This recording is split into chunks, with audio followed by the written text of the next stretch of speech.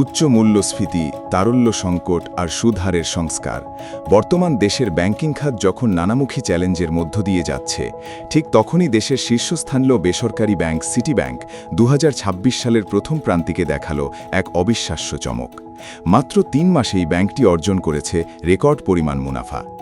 আজ মাত্র 3 মিনিটে আমরা জানব সিটি ব্যাংকের এই সাফল্যের রহস্য এবং ইনভেস্টর ও রেগুলেটরদের জন্য এর মূল বার্তা কী। B24 নিউজে বিশেষ প্রতিবেদন অনুযায়ী গত 2 বছরের তুলনায় 2026 সালের প্রথম প্রান্তিকে সিটি ব্যাংকের আর্থিক সূচকগুলো এক লাফে অনেক উঁচুতে পৌঁছে গেছে। নিট মুনাফা 2024 সালের 2.74 বিলিয়ন এবং 2025 সালের 3.25 বিলিয়ন থেকে বেড়ে 2026 সালে দাঁড়িয়েছে 3.85 বিলিয়ন বিডিটি, 18.5% প্রবৃদ্ধি।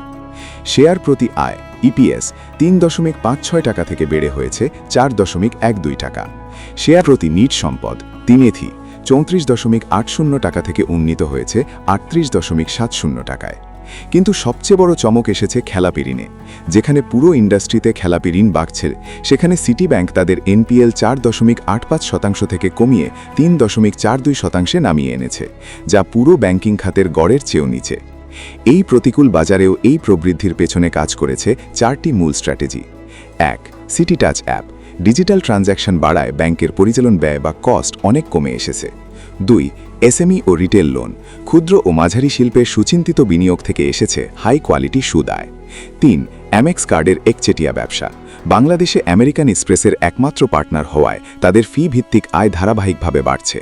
4. স্মার্ট ট্রেজারি ও রিকভারি সরকারি সিকিউরিটিজে দক্ষ বিনিয়োগ এবং কড়া লোন রিকভারির কারণে প্রভিশন বা আপৎকালীন তহবিলের চাপ কমেছে।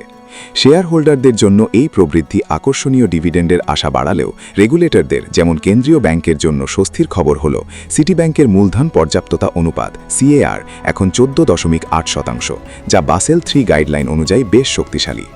তবে মনে রাখবেন, আগামী দিনগুলো চ্যালেঞ্জহীন নয়।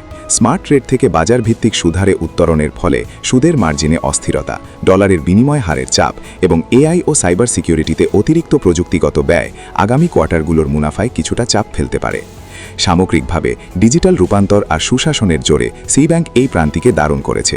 তবে শেয়ার বাজারে বিনিয়োগের আগে অবশ্যই ব্যাংকের অফিসিয়াল ফাইন্যান্সিয়াল রিপোর্ট দেখে নেওয়া বুদ্ধিমানের কাজ হবে। আপনার কি মনে হয়, সিটি ব্যাংক কি বছর জুড়ে এই সাফল্যের ধারা ধরে রাখতে পারবে? কমেন্ট করে জানান। ভিডিওটি ভালো লাগলে লাইক, শেয়ার এবং সাবস্ক্রাইব করুন। দেখা হবে পরের ভিডিওতে। ধন্যবাদ।